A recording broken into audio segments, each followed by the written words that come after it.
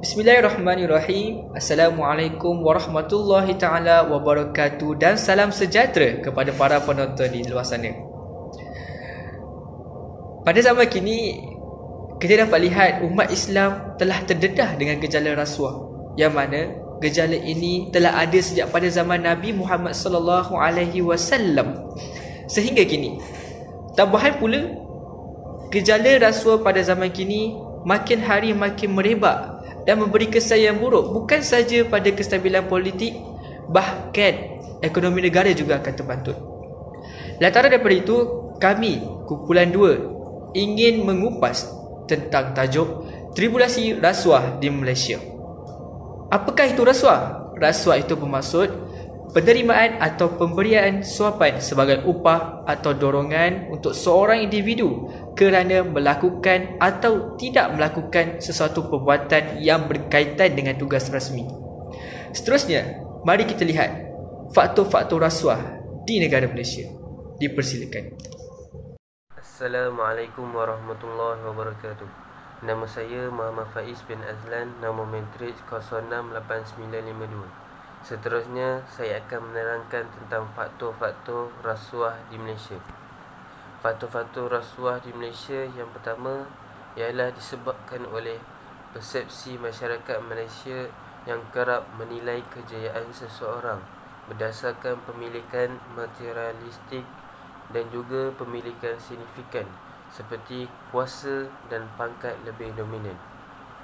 Sebagai contohnya, masyarakat Malaysia selalu memandang seorang itu dengan kekayaannya, dan disebabkan oleh itu ramai orang ingin melakukan rasuah untuk menjadi cepat kaya dan juga dibanggakan oleh orang lain.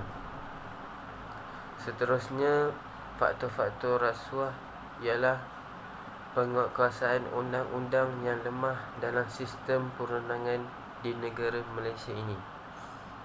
Sebagai contohnya, menteri-menteri yang berpangkat tinggi kurang dikenakan tindakan terhadap apabila mereka melakukan rasuah berbanding dengan orang-orang biasa yang melakukan rasuah. Sekian daripada saya. Bismillahirrahmanirrahim. Assalamualaikum warahmatullahi wabarakatuh. Nama saya Muhammad Faiz bin Muhammad Fuad, memegang nombor matrik 069711. Memetik wasilah nirmala yang pertama mengenai topik perbahasan kami pada kali ini mengenai tribulasi rasuah yang berlaku di Malaysia. Ingin terlebih dahulu saya membuka wadah ini dengan satu statistik Suruhanjaya Pencegah Rasuah di Malaysia, iaitu sebanyak 53.62% penjawat awam yang terlibat sama dalam jenayah rasuah ini. Baik, jika kita lihat kepada angka secara zahirnya ataupun secara logiknya, 53.62% ini bukanlah angka yang kecil, malah ianya sangat membimbangkan, memandangkan rakyat Malaysia ini memerlukan satu tampuk kepimpinan sosial yang bebas dari rasuah. Tanpa membuang masa lagi, ayuh kita pergi ke topik perbahasan yang seterusnya, yang di mana kawan-kawan atau rakan-rakan saya akan menerangkan tentang rasuah ini dengan lebih mendalam. Wallahu alam. Antara langkah pembasmian rasuah ialah: yang pertama, Individu perlulah menjauhi diri daripada gejala perbuatan rasuah seperti mengambil rasuah daripada si pemberi rasuah. Yang kedua ialah masyarakat. Masyarakat perlulah menjalankan kempen komuniti yang berkesan dan efektif. Hal ini dapat memberi impak yang positif kepada masalah yang berlaku di dalam negara kita supaya dapat membasmi rasuah di dalam negara kita ini. Yang ketiga, yang paling penting bagi kita ialah negara. Sebab apa? Perlu kita lahirkan masyarakat ataupun pemimpin yang bebas daripada rasuah. Hal ini kerana apabila pemimpin itu terlibat dalam rasuah, maka ketidakadilan itu wujud. Maka negara perlulah menjatuhkan hukuman yang berat kepada pemberi dan penerima rasuah. Itu saja dari saya. Sekian, terima kasih. Bismillahirrahmanirrahim. Assalamualaikum warahmatullahi wabarakatuh. Antara solusi rasuah dalam skop dakwah ialah penyebaran dakwah secara kontemporari dan secara praktikal bagi setiap lapisan masyarakat perlulah dilakukan. Ini bermaksud para ulama dan agamawan hendaklah memainkan peranan yang penting dalam membenteras rasuah dengan cara menanam keimanan yang mendalam terhadap Allah Subhanahu wa taala ke dalam jiwa rakyat, khasnya para pembesar yang mempunyai kedudukan yang tinggi dalam pentadbiran negara. Agamawan, pendakwah dan mufti hendaklah aktif dalam menyampaikan kebenaran, amar ma'ruf nahi munkar, kerana Allah telah berfirman dalam surah Ali Imran yang bermaksud, kamu adalah umat terbaik yang dilahirkan untuk manusia, menyuruh kepada yang ma'ruf dan mencegah daripada yang munkar, dan beriman kepada Allah. Jika perkara ini dapat dijalinkan dengan baik antara para pembesar dan ulama, dengan izin Allah, jenayah rasuah ini dapat dihentikan dengan segera serta negara kita dapat mencapai kestabilan politik dan ekonomi negara. InsyaAllah. Wallahu'alam.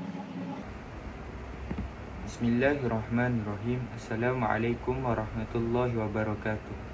Nama diberi Muhammad Najmi Hazim bin Saharuddin. Nombor matrik 070244. Kita semua sedia maklum bahawa rasuah memberi banyak kesan-kesan buruk kepada negara daripada pelbagai aspek. Contohnya ekonomi, politik dan sosial.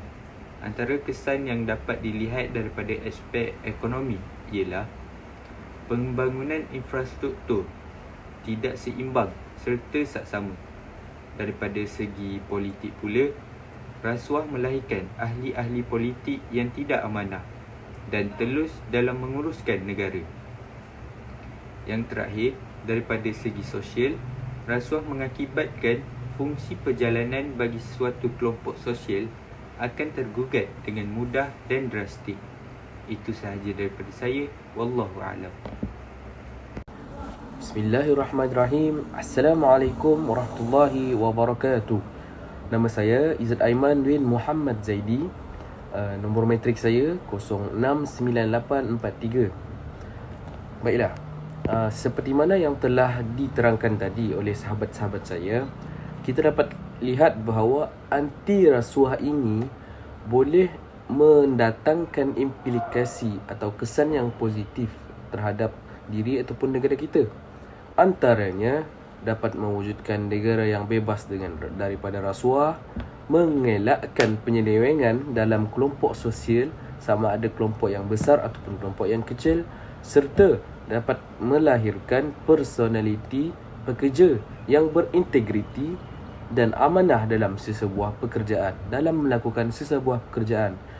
Oleh itu, sesebuah pekerjaan dapat diteruskan dan dapat dimajukan ke hadapan tanpa adanya penyelewengan serta benda-benda yang tidak diingini dalam sesuatu company ataupun sesuatu kerajaan.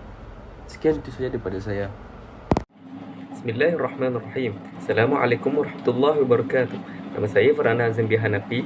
Nombor matrik 070017. Sebagai kesimpulan untuk tribulasi rasuah di Malaysia ini, saya ingin menyampaikan sebuah hadis yang berbunyi, An Abdullah ibn Amr qala qala Rasulullah sallallahu alaihi wasallam, la'natullahi 'alal rashi wal murtashi. Iaitu yang bermaksud daripada Abdullah ibn Amr berkata, telah bersabda Rasulullah sallallahu alaihi wasallam bahawa laknat Allah ke atas penerima rasuah dan pemberi rasuah. Di sini menekankan bahawa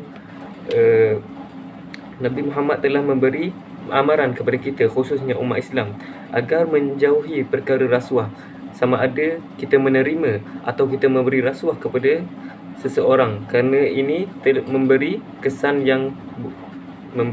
yang buruk. Selain itu, Allah juga telah melaknat perbuatan ini dan melaknat pelaku-pelakunya. Maka itu saja daripada saya. Wallahu a'lam.